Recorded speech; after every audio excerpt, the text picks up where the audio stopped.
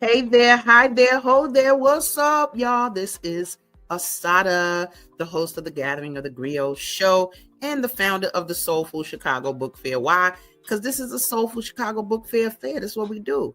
Anyway, we got a dope show today, baby. Good old show today with a brother that is so powerful. Oh, we love us some Enoch Muhammad. They call him Knock.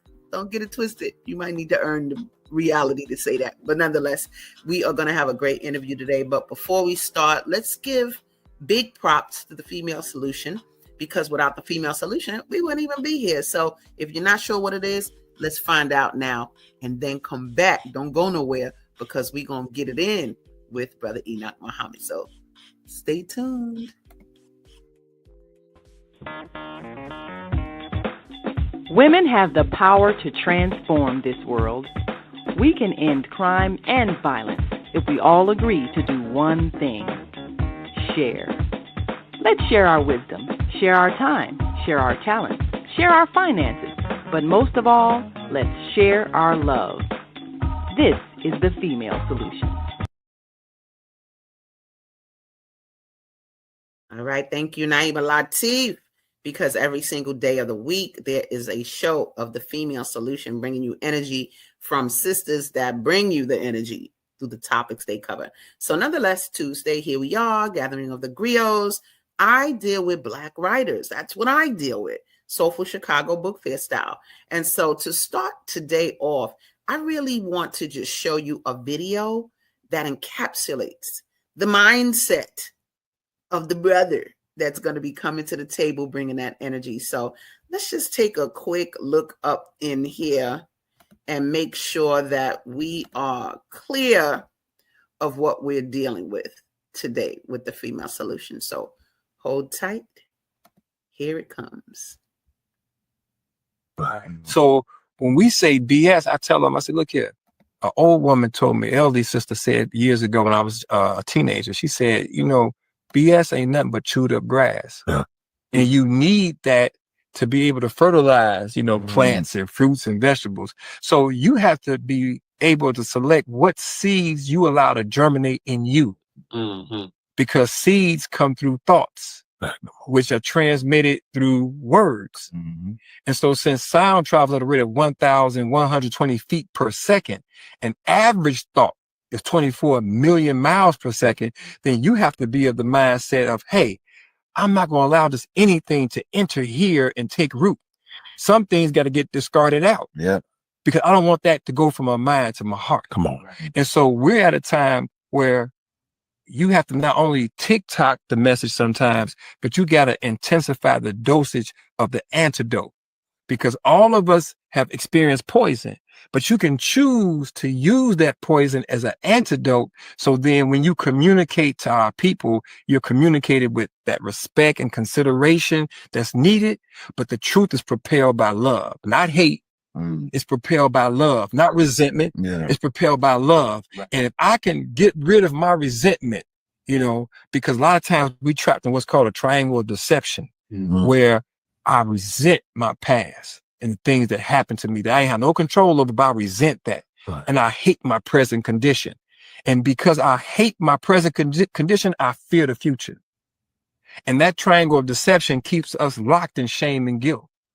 And so everything I'm saying to you, that's part of the detox lessons. We have all kind of designs and diagrams and songs and productions, but all of it is part of principles that allow for someone like you and us to come in, and then we detox them children together. Yeah. And we hit them upside the head in such a way where they leave out of there feeling, I can do everything that I have in my mind to do because I'm seeing you communicate in that kind of way with me. So now I feel inspired to come back into this building because even though I'm going through hell at home, I see now an opportunity to change my condition because of what I'm getting from you, just from your aura, just from your spirit, and from the words that I'm getting that I really needed for my soul. You unlocked them. And I think, man, anybody that's watching this, y'all, please rewind to when he first started talking about the BS and how you broke down. That's a scientific explanation and just how layered it is. And just the, it reminded me also when we talk about like snake venom. Part of the antidote is the venom itself, and yeah. part of the cure to sickness is the sickness itself. Yeah. But it's utilized, it's turned and used in a way that's going to be beneficial to the person. What? Wait. Are y'all even ready? Y'all, look, are you ready for the depth of the man? Are you ready? Without further ado, let me bring to the stage Brother Enoch Muhammad. What's up, Brother Enoch? Peace and love, my sister. What's up with you? I love deep people. Hey, I was like, who's that guy talking? Hey, you understand? Looking at the king himself. Yeah, it's nice sometimes to, and hold on, let me make sure I stop sharing and we got everything straight. It's nice a lot of times to watch yourself. Yes, because we out here doing this work. And so you doing God's work. So you part of it, you on a puppet mode and the creator just using you. Yes. So you don't fully understand how you come across to the world. But when you watch yourself again, it's like, oh, I like her. Did that? Exactly. So I want to say thank you for being on here today. No doubt about it. For the invitation. Thank you. No doubt. We know each other from other circles, from studying a little Scientology, always getting the flow and the knowledge. But today we are dealing with a couple of things. One, we're going to deal with you as an author because you're an author now, baby. You might have had some stuff published before, but you got a book going on. So talk a little bit about your book. Well, first of all, before I do that, are you a native to Chicago? Yes, born and raised South Side Chicago. Nice. The first place I remembered living is on what's considered the West Inglewood side of the South Side of Chicago, 60, I think it was 67th and Bishop. Okay. I remember going to Bass Elementary and having to walk across the park, Ogden Park, to get to school. And so that's what I think that was probably my first memory, because I was, I think I was in first grade, and I was in a production where I was a little king. I had a Burger King crown on it. And so I played the king in that particular production. And so that was my first memories as a child was living over there. And I had a Doberman Pinscher named Queenie. Okay. And my mother, I know you got a book, sister, talking about not beating your children, but my mom, she didn't read the book. So right. That's why I wrote it. So she would take care of not only me and my brother, but the dog would get it too. Okay. Okay. All those memories though started off for me in that part of the South Side of Chicago, and then I moved to the other side of Inglewood, or I think that side of Inglewood is they've changed the name of it. I used to live on 63rd and Low in the building over there by the Taste of Chicago. Okay.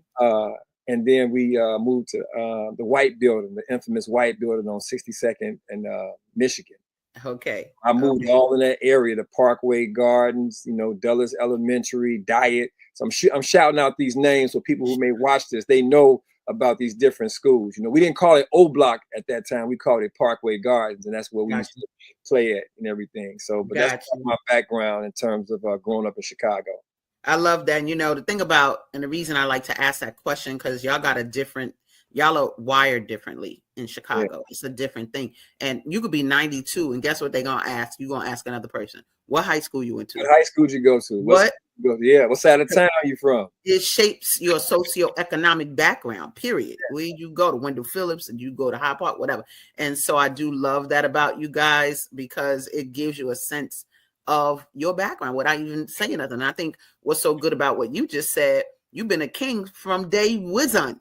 Yes, ma'am. Been a king. Let it be known. With a dog named Queenie. So you can't even escape the royalty. You can't escape the royalty. It's just been there. And so you have taken on the charge. We're going to talk a little later about the work you do overall, but you've taken the charge of writing a book. And I'm going to tell you, writing a book is not as simple as it may seem, because one of the first parts of writing a book is to have the courage to write the book. Yes. Because you got people, not necessarily family or friends, that say, yay, yay, hurrah. No, you know, so you don't necessarily have the support you need to confidently do it, but Right. you have confidently done it. And I do love that you are part of a larger family, which is the Nation of Islam. And, you know, the support you can get from there is a thing. But let's just deal with the fact that you wrote a book called Poison. Yes, ma'am. How long has that been out? And I guess I want to know a bunch of stuff. I want to know the synopsis. I want to know what inspired you, but let's just deal with how long has it been out and what inspired you first. Okay, well, it was officially released in, I think it was March of 2022. That was when it was officially released. We had a release party.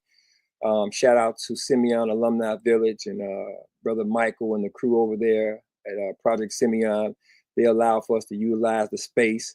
And Chris Adams of Impact Studios, did the recording, and my brother Gat Turner with them burners out of Milwaukee came through to co-host it. And so that was when we officially released the book. And so the synopsis of the book, we were looking at basically teenagers. And of course, this is part of my history in terms of what happened on the south side of Chicago with myself and others on this journey of young people, trying to navigate the south side of Chicago during the time of Reaganomics. You mentioned the socio-economic and the socio-psychological and political aspects of life. Well, during the time of Reaganomics, you also had the rise of what became known as crack. At first it was termed Ready Rock before government got involved in it. And well, I don't say government got involved in it. They were involved in it from the beginning.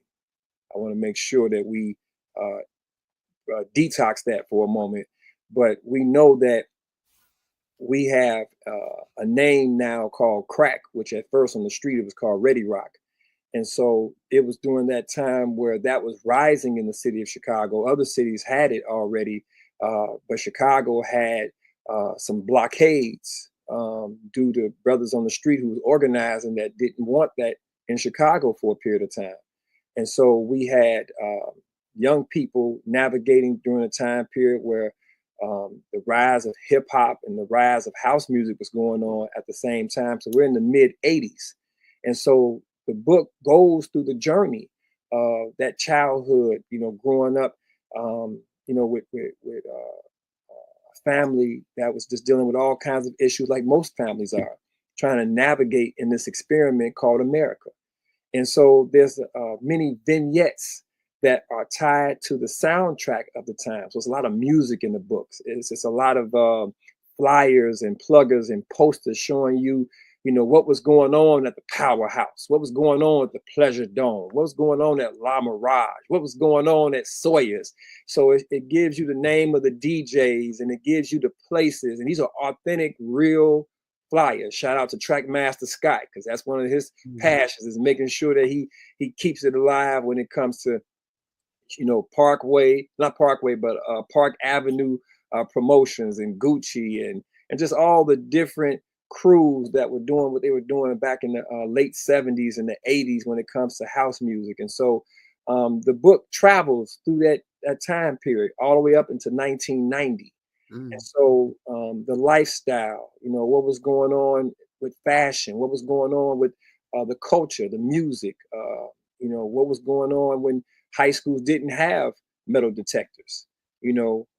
Chicago at that time period was facing 700, 800 murders every year. Wow. And it peaked in 1993, I believe it was, when it was 940 murders in the city of Chicago. The last time Chicago peaked to that level was in 1974, when it was over 970 murders in the city of Chicago. So we've been dealing with the poison on a variety of levels for a long time. And so this book gives you an opportunity to see how we can produce antidotes from the poison, because one of the detox moments in the book communicates that slangs may change, but unfortunately, many things remain the same. I'm going to say it again. Slangs may change, but unfortunately, many things remain the same. And so we have to now look at those things that are principally part of universal principles, or that which is of our nature, and look at how we can produce the antidotes that are necessary, because now the poison has been mechanized in such a way and weaponized in such a way that it's traveling at a much faster pace. And now you have 3-year-olds and 6-year-olds being exposed to things that 15-year-olds and 20-year-olds used to be exposed to. Right. Now we have to develop and move and step in a different kind of way. And to all my Chi-Town steppers, when we say step, we're saying step not just in the name of love, but we're saying STEP is an acronym. And that acronym is, we have to have services, trainings, equipment, programs that we put holistically to and with and for our people, so that we can rise above present conditions and elevate. We have to rise above our emotions into the higher places of the Most High.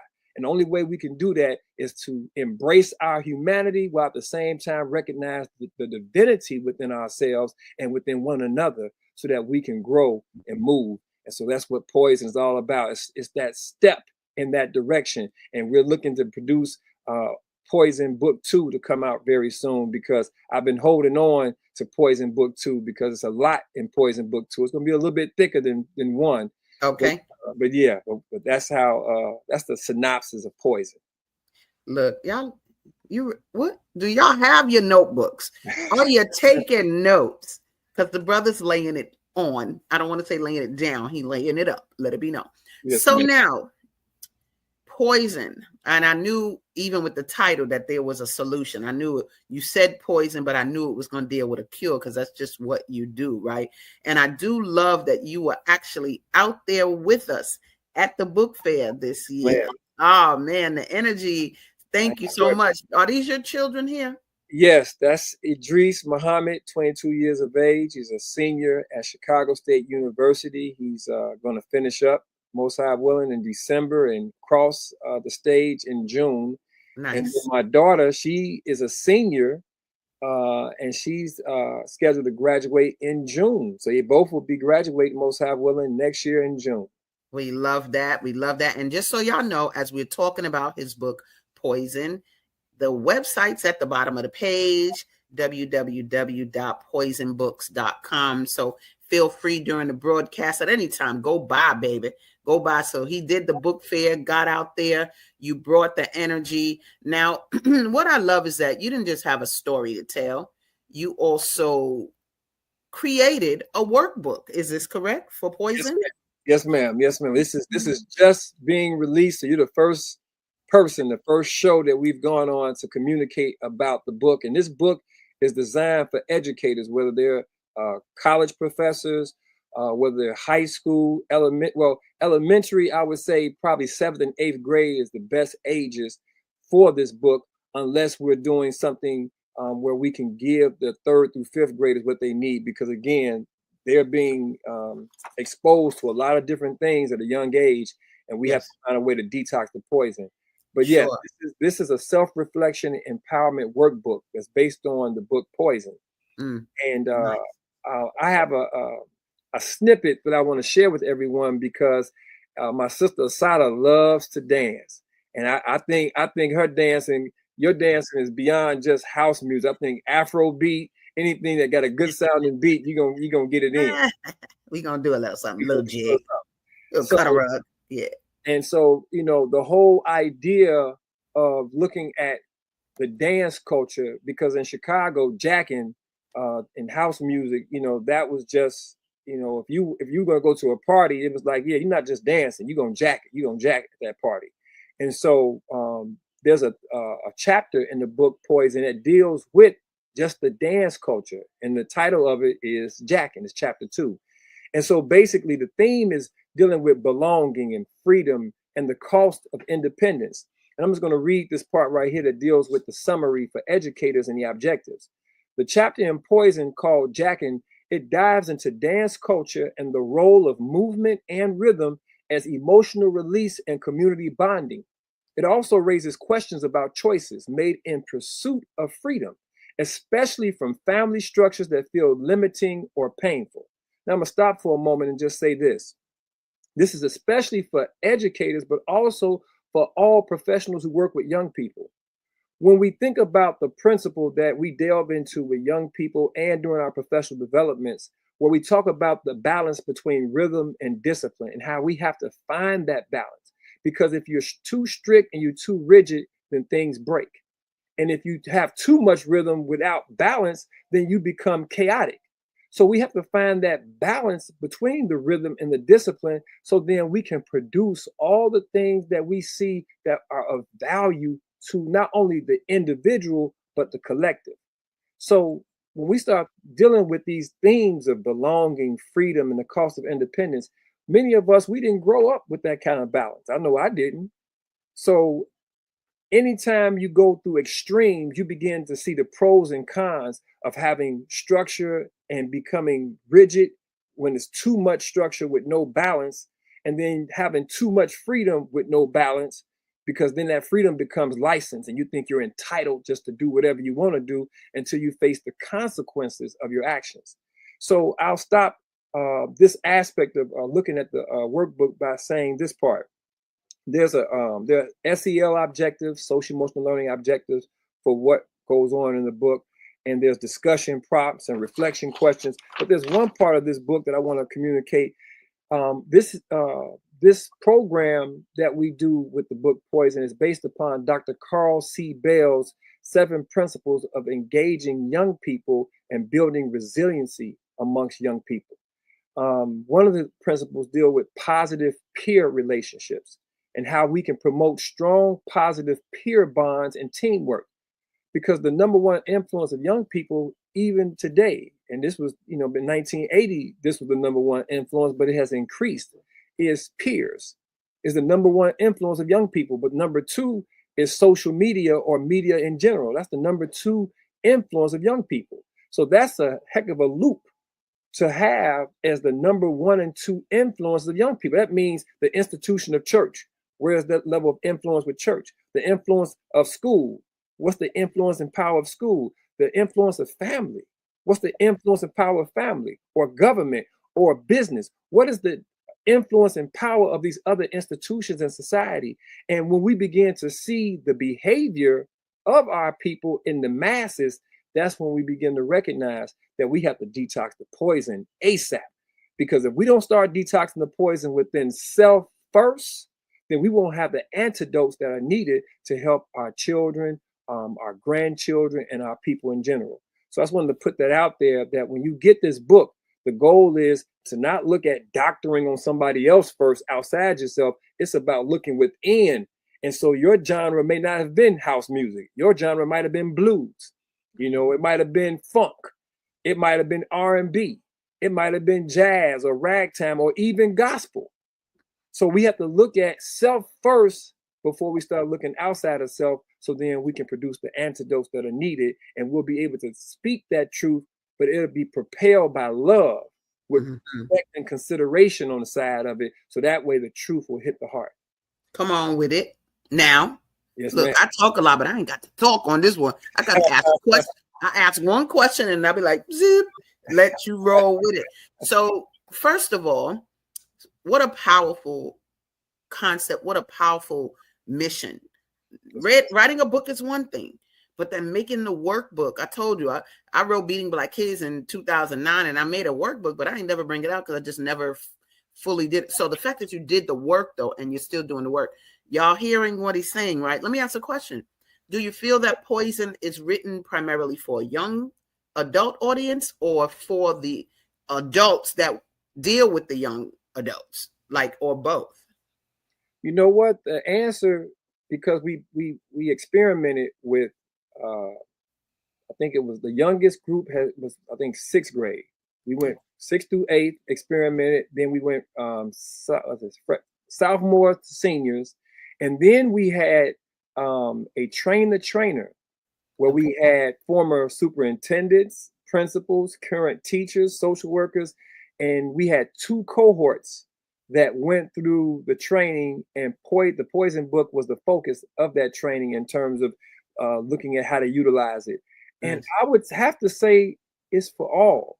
Yeah. The only caveat I would give is making it where it's appropriate for certain age groups, because I wouldn't give it to 3rd graders or 4th graders, Right.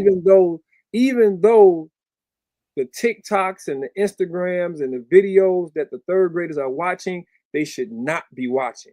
I feel you. They should not be watching it. But I would give it to them in doses, because they have to now level up when it comes to understanding why there's certain things you don't do, certain things you don't say. And even if you see certain things at home or on your block, when you're inside of the school building, you're not communicating from a club, corner, or crowd perspective. This is not the club. You're too young to even get in the club. But you're speaking and thinking from a club, corner, crowd perspective. Therefore, you're using a language that's not even the correct language when you're in third grade in math class and you're supposed to be focusing on what you're learning. So we have to look at how to disarm the language and then educate them on not just appropriateness, on being strategic in terms of the use of your words, because your words matter. Your thoughts are being transmitted through sound. Sound travels at a rate of 1,120 feet per second. And you have a person that you're communicating with where average thought travels at a rate of 24 billion miles per second. Average thought. And so we have to respect ourselves a little bit more, and they have to learn why they should respect themselves more. And when we do that, we're giving them, again, antidotes that they're going to use outside the classroom, because that's where it really counts. When they go outside the classroom and they have to now defend themselves with peers who may want to put pressure on them to engage in behaviors that are self-destructive. And of course, at home, when they may have family members and people that they come in contact with that, again, are doing some things that are destructive.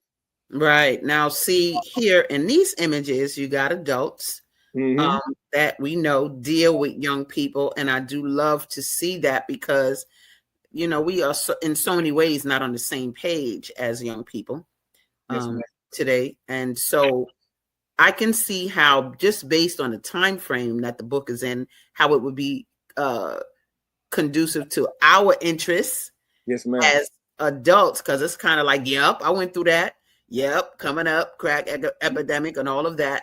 But then I can also see how topic-wise, the young folks are going to relate to some of the same, like you said, things are not necessarily changing. You know, we got different words for this and this and that, but they have their own experiences. So I do love that the book not only addresses those things, but I love that it has a workbook. And the fact that people can, come on now, you want to be an intellectual up here? Use the book and break it on down. Is so important when we use art to break down life and to understand life better. And I love that you did that with the workbook, because it helps us do that. It helps the young person understand what you're trying to achieve with this, and that they can go, oh, I didn't even think about that. I didn't think about that. Same thing with the adults. I didn't think about that. So you're putting them in a position to think through not just the story you wrote, but how the story overlaps into real life decisions. Yeah, no doubt about it. And I love, of course, that you got Jack and you know, and understand that the dance culture is a thing.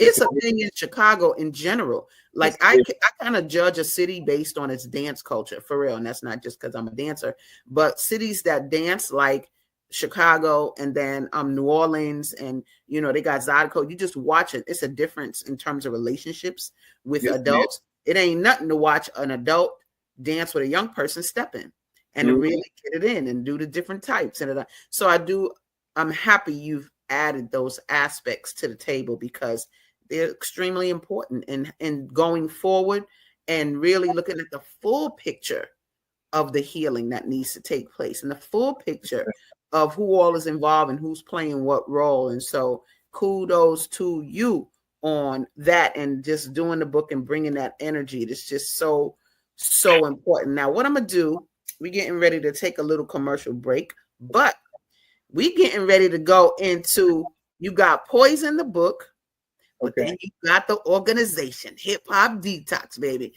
If you don't understand who this man is and with the evolution of Hip Hop Detoxx, you're going to understand in a few minutes, because that's what we're going to make sure. And so we're about to take a little commercial break, but when we come back, y'all, y'all gonna see the level. See, because this not lip service. It's rather than just write a book for lip service. It's mad work underneath all of this.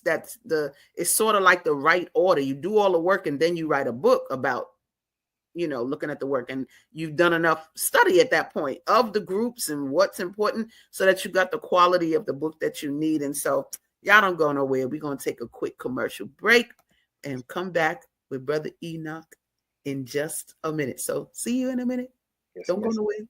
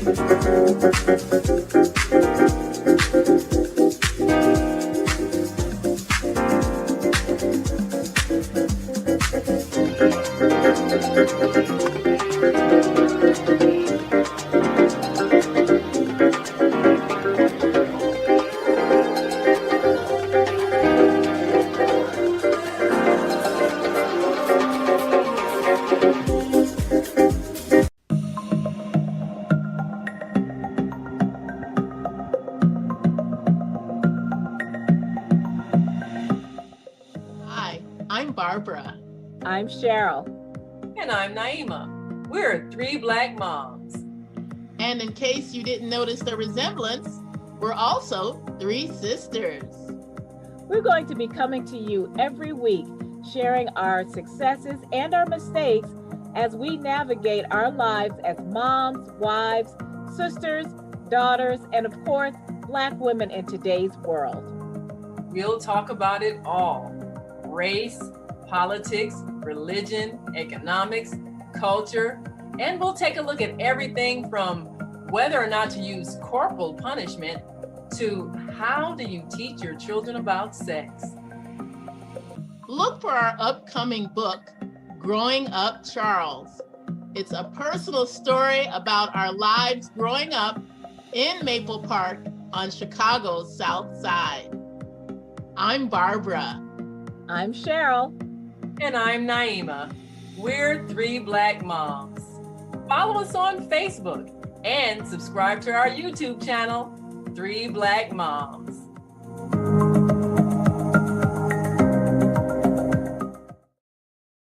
All right, we're back, you guys, and you are tuned in to Gathering of the Griots with Asada. Boop, boop. That's me. I just love this show, and I love dealing with Black writers. I love just how deep brothers and sisters are here in Chicago. It's like y'all just create goodness, but there's a fiber of actual good experiences that shape the art that you find here. And so today we are doing the thing with Brother Enoch Muhammad coming back to the stage. Yes, thank you so much again for being here. You are rocking and rolling with all that you do.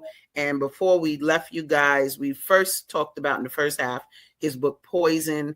Definitely support it, buy it. It is useful. If you wanna know how to deal with young Black men, why don't you find out from a Black man how to do it right?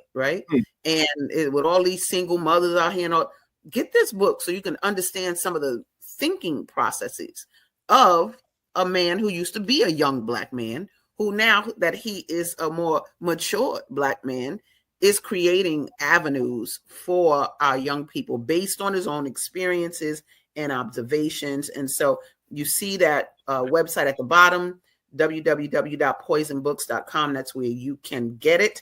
And so I want to talk about it's not what came first, the chicken or the egg type vibe, but hip hop detox. How does it set the stage, the work that you do in it, set the stage for what you put in the book Poison? How does it set the stage? you had mentioned something before we went on commercial break, and I thought about it. I want to bring it up because I think it's good to state this. There's a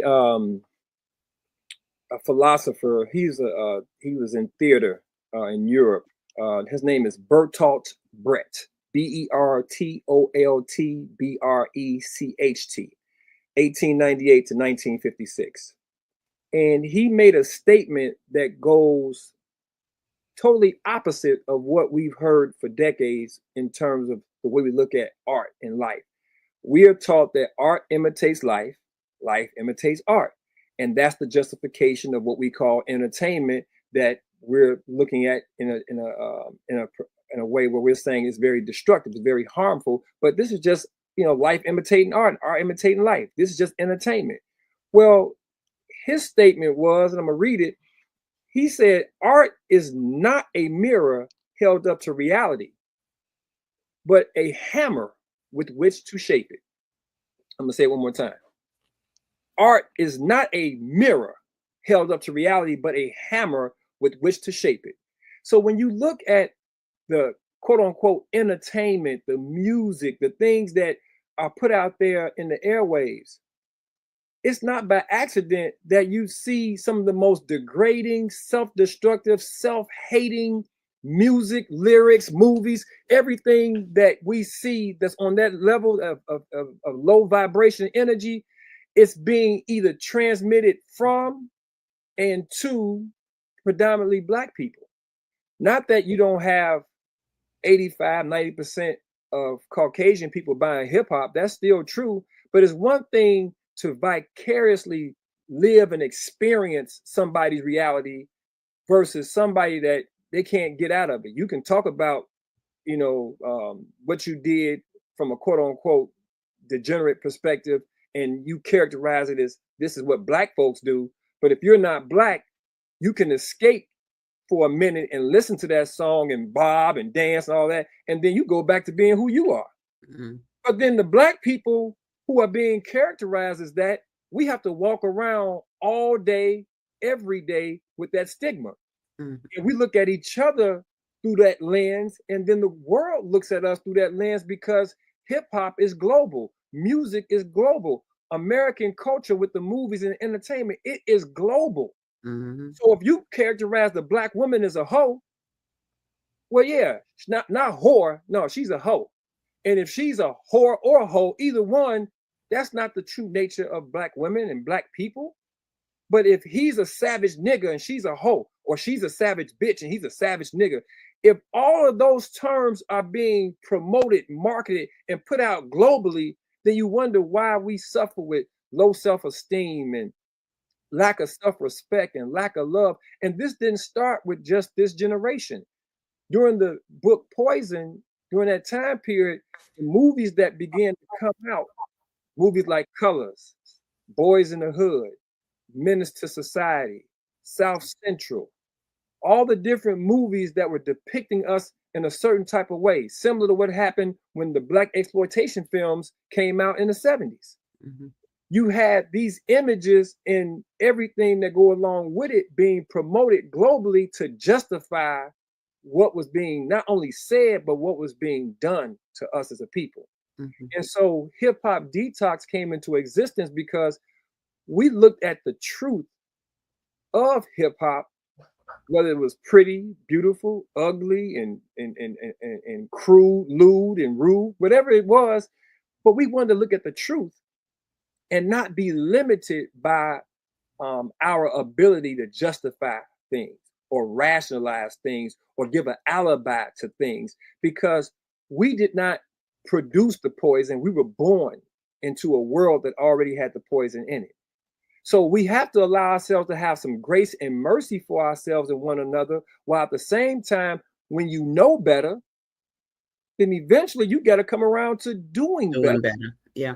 And so for the adults first, we have to find the way, the wherewithal. We have to develop the faith, the resiliency, the tenacity to say, I'm going to fight against the poison within me and look for the antidotes so I can get involved in these processes that will allow for me to be authentic with what I'm communicating. So if I work with young people, I'm not telling them to do something that I'm not practicing. Because with us as young people, when older folks would say, do as I say, but not as I do, that didn't work with us. So you can't say or act like that's going to work with younger people where you're talking about doing something, but you're not demonstrating it. So hip-hop detox is a natural phenomena that came out of us like the web come out of a spider. The more we began to get detox spiritually, mentally, emotionally, and physically, it began to come out of us, and the process don't stop. It don't stop. It don't quit. And I ain't gonna say no Diddy. Now, so this here, detox self-worth is based upon knowing value. Once you realize your real worth, real security is generated. This allows for new growth and the beginning of letting go of the known and unknown insecurities. Where am I pulling this from? Where is this, and why is it written this way? Well, in the book Poison, every vignette is, or every other vignette is followed by a detox moment. And when the character Daryl, and he had situations with a stepfather that he didn't recognize as a bonus dad, he began to look at his stepfather or bonus dad as an adversary. And so when he began to venture out and do what he wanted to do, he began to face the realities of what was going on in the street and amongst his peers. And so self-esteem can only take you so far, and the next stage of having esteem, because you're looking at somebody else for validation, recognition, and approval.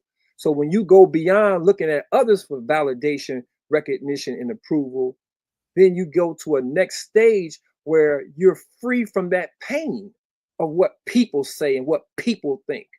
Because people can be very fickle and people can tell you stuff, and it's not really based in love or truth or consideration. It's based on their pain or their insecurity. Yes. So when you rise above that emotional need and you understand that, hey, I got to recognize the value in myself, and it came from my source, my creator. And regardless of what we may consider the name of our source, we always say, regardless of land, label, or language, there's one source, one creator, one great architect. And so whatever way we communicate and whatever language we use, when we recognize that we're part of that universal reality, that there's snow that falls in different parts of this planet, but guess what? Every snowflake is unique. Every snowflake is different. There's no identical snowflake, just like all of us have unique sets of fingerprints. And there's no person walking around with the same fingerprints that you have. Right. We all are blessed to be part of a universe that has diversity and uniqueness. And when you begin to recognize that more and more and more, you begin to see how powerful it is to have self-worth, where you're not looking at somebody else's recognition or approval or validation of you, and you begin to escape that pain that produces the anxiety, it produces the worry, it produces the grief and all this undue stress, because you're thinking about what so-and-so, or as my mama used to say, you're trying to keep up with the Joneses. Right. I'm like, I don't even know the Joneses, but I'm trying to keep up with them. Right. Look, my girl, Naima Latif, she's the CEO of Female Solution. What's up? She said, amen, brother, preach. That's kind of like all you got to say today, baby. I'm talking about y'all in general. You just Hercules, everything the brother is saying to the core. I want to show a little clip of someone who talks about the impact of hip hop detox. It's important, I think, to for just everybody. We could say what we want to say about our organization, and people be like, "Yeah, all right." But no, you need to see how other people are experiencing this as well. And so let's take a quick look at this sister and her viewpoint on it all. So let's just take a quick look. Get it. Hello, my name is Professor Donna Martin, and I teach at Westside Leadership Academy in Gary, Indiana. And I had the opportunity to be in the Hip Hop Detox workshop. And all I can say is it was wonderful and too short. It was enlightening because I know I teach communication, interpersonal communication, and I know that if you can't get to the child, you won't get to the problem. If you can't get to the child emotionally, you won't be able to get to that academically. And so I loved what it provided. The exercises they were spot on, and just the genuine care is obvious. And I tell you, I believe it's a seed that will go down deep and it will not return void. It's going to come up as a beautiful plant in the lives of our children. So thank you. Hip hop detox. When I say hip hop, you say detox. Hip hop detox. Now let it be known when I say hip hop, you say detox. Hip hop. Detox. See, I'm about to say you supposed to do I did your role. But yes, indeed, I'm so happy to, you have these examples for people to follow, experience, you out here doing the work. Now, tell me, Hip Hop Detox started when? It's funny. I was talking to someone and I said, usually I tell them the date of it. Mm-hmm. However, I want people to know that it started way before the name even came into existence, because the work was being done before the name came into existence. Mm-hmm. The official day that we started was in January of 2006. So we're coming up on 20 years, most high willing, in a few months. But we started off, we were at the Blue Gargoyle, what was it called? It was a medical center that the Blue Gargoyle organization, they're no longer in existence, but they had a employment training program. Mm-hmm. And so we were allowed to use that particular space for our very first Hip Hop Detox gathering. And Brother Kente Kaiser, King Kunta, he was the first spoken word artist to perform in the Detox. And my brother Quentin Love, I think he had Quench, but he also had I can't think of the name of it. It was like a soul, black soul restaurant that he had also. Yeah, I remember that. Yeah, and so we had our very first. It was snowy outside and everything, but we had just got our logo. Shout out to Chris Adams again. He did our logo, and that was the beginning of us doing the work that we've been blessed to come into under the designation of Hip Hop Detox. And that came as a result, partly when we went on tour with the Honorable Brother Minister Louis Farrakhan for the Millions More movement in 2005. Mm-hmm. We were asked, myself, I was managing a Chicago legend, D.A. Smart. I was managing him, and I was also working with Hypnotic Brass Ensemble. Shout out to and Phil Coran, our Baba and our ancestors. All day. And Mama Aquila. That's right. We was all working together during that time period. And so once we traveled with the minister of 23 cities, we traveled with him to support the effort to mobilize for the Millions More movement. We were also part of the organizing afterwards, because we had 3 buses that we organized to go to the Millions More movement. We had a bus that was titled the A. Philip Randolph bus. Okay. We had a Chairman Fred Hampton bus, and we had a D.A. Smart bus. And so the instructions after the Millions More movement was to come back, talk about what is it that you want to do. Do you want to work and do work and offer services when it comes to education or spiritual or economics, or what is it that you all want to do? There's 9 ministries for you to get involved in.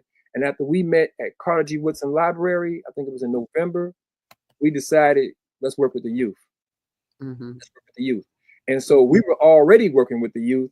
And so we just began to look at how can we formulate a vehicle that people can travel on who want to help elevate the consciousness of young people. And so Hip Hop Detox became a vehicle, whether you sing, dance, rap, do poetry, box, do martial arts, whether you love herbs and you love helping people holistically, whatever it is that you love doing, if it's to evolve and elevate us spiritually, mentally, emotionally, and physically, Hip Hop Detox is a vehicle that you can travel on to be able to work with our youth and work with the people who are the stewards of young people, which means we had to expand to work with parents. We had to the professionals that work with young people, because you can't just work on one side of the equation and don't work on the other sides that affect young people. That's right. That bottom line. And y'all see these images that keep coming up. You have incorporated, obviously, the energy and focus of the Nation of Islam. And beautiful that you've been able to work closely with the minister in this work. Even here, a call to act. What was the focus of this? And then I really want to get into, because we don't have a lot of time left. Let me just switch the question real quick, because I want to make sure we focus on this. You guys, this October 16th, the brother is bringing it. I don't know what you talking about, but he is bringing it. Let me let you see it. This is the 3rd annual Males to Men Empowerment Seminar. Do y'all see this? Y'all better take a picture of the screen. Do what you got to do. You do have some QR codes there. What will those QR codes lead them to? Well, one QR code allows for people who say, hey, I want to help in doing this. We need help to greet the brothers when they get off these buses and the men that come with them. We need help to register them, because there's going to be 1,000+ young people, 300 men coming to work with these young people, because we're asking those men to work with them for a full year. So they're going to be part of it. And then we got the facilitators who are coming in. So we're going to need help with just registration alone. We're going to need 12, 14 tables so that we don't get bottlenecked. And then we need funding, because we're doing this for self. You know, we don't have corporations that are sponsoring this. So there's a donation QR code. So if you would like to donate, let's say you want to help feed 200 young people, then you can go ahead and say, hey, this is my support, my donation to help, with the food, 200 young people. Let's Eat to Live restaurant, Ain't She Sweet restaurant, different Josephine's. We have different Black-owned restaurants that we want to make sure that we support to help feed these young people some good quality food. Nice. And so those QR codes help, again, to get us more people power, because we know that October 16th is a launching pad. It's not the end all and be all. It's a starting point for us to rise up so that we can gather ourselves, to organize, to follow up and follow through for a 12-month period of time. So that way these young people can be engaged with everything that we're offering them. We're offering them trade pathways so they can understand, how can I get access to carpentry or HVAC or automotive technology? How can I get information on how to be a pipe fitter? Because I didn't even know that was an option. So young people saying, what's a pipe fitter? What's a welder? What do you all do? And then there's collegiate pathways, because Chicago State University will give all the information that's needed if you want to go to college to get into certain majors and you want to learn how to do certain things. You're going to have access to that. But then you get boxing, you get martial arts, you get comedic yoga with our brother Yasir, bringing his instructors, and brother Lemuel bringing his senseis and instructors. Brother Mark Quinn and brother Reggie, and just all the different boxers, brother Ray, all of them coming to help young people understand the science and the art of respect through boxing. Then we get the Tuskegee Airmen coming, and they're going to teach how to navigate drones and what the processes are to become a certified pilot in operating drones. So Entrepreneurship Academy and the Chicago chapter of Tuskegee Airmen, they're coming to do that. So we have a lot of different mini workshops that will be happening so that the schools can understand the follow-up is for us to bring these programs and activities to your school. And I understand you going through the time of the Department of Education upheaval and budget cuts here and there, but we need our people to rise up the same way we rose up to elect Harold Washington that first time.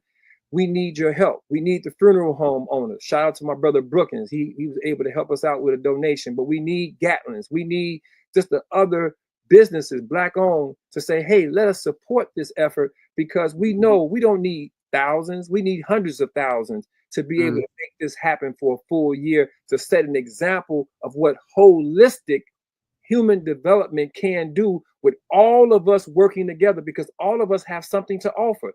Hip Hop Detoxx alone is not doing this by ourselves. We're doing our part, but we have 15, 25, 30 other groups and organizations that are working in tandem with us, and we need more groups and organizations. I pray that I get a chance to meet Pastor Hannah on Thursday to see what we can do with New Life Covenant Church, because we respect the church. We respect the temple. We respect the mosque. We respect the different organizations that are doing something to elevate our people. We need to come together to work together to synergize the best of what we have so that we can help the healing processes to be sustainable so that we can deal with the crises of our youth. Because we can't do a one-off. Right. We can't do that. We got to go back to what I said in the beginning. We got to step, y'all. Yep. Come on. We got to put together these services, these trainings, the equipment, the programs. We got to get this into a process that we can stay together, work together, build together, grow together, so we can overcome these storms. We've been seeing this before. Some of us forgot Ronald Wilson Reagan when he defeated Mondale the second time, and everybody was in an uproar because Mondale got elected. I remember that. And guess what? The Most High God not gonna leave us because another Mondale, another Reagan type individual is in office or in a position. If we're in the right position, we'll be able to overcome all obstacles. But we got to get in right position with the Most High and right position with each other.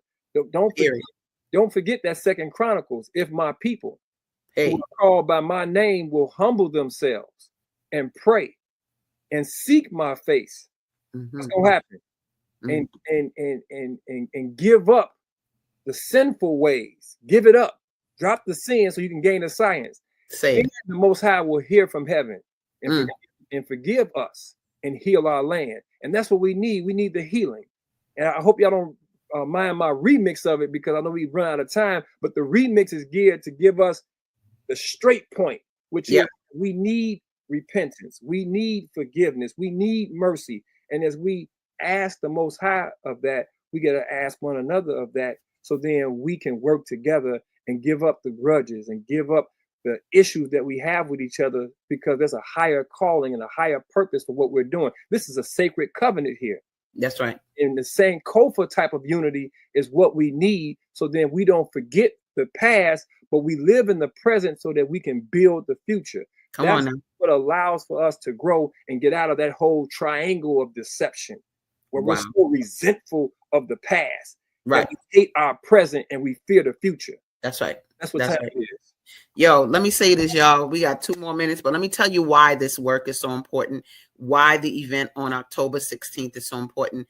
I need you all to understand that the Million Man March might have been around when you was here, but it wasn't around when our young people were here. They weren't here. That means they don't know about it. I've seen you talk about that on your page, brother. And so this work, October 16th, is a way for us to recapture that day, that Million Man March energy, that focus, that purpose. It is to make sure that it doesn't go anywhere, that it's not erased. We all, even though I wasn't around for the civil rights movement, but I know about it. That's right. But that's because our people did the job of making sure that it stayed in our memories and that it's a part of history. And we got to do the same thing for the Million Man March, because there's never been anything like that. And we didn't have no dogs after nobody. We was just like total peace, 2 point whatever million, rocking and rolling brothers, orchestrated by the minister. So this work that you're doing October 16th is an extension of that. It's a branch of that tree. And so I guess we only got like a minute left, but I just want to say, I want to show this first of all, guys, because I showed you the flyer for the seminar, but then they got at 7 p.m. This is, and look, my girl Zelda said, love, land, and language. Teach, brother, teach. Thank you, baby.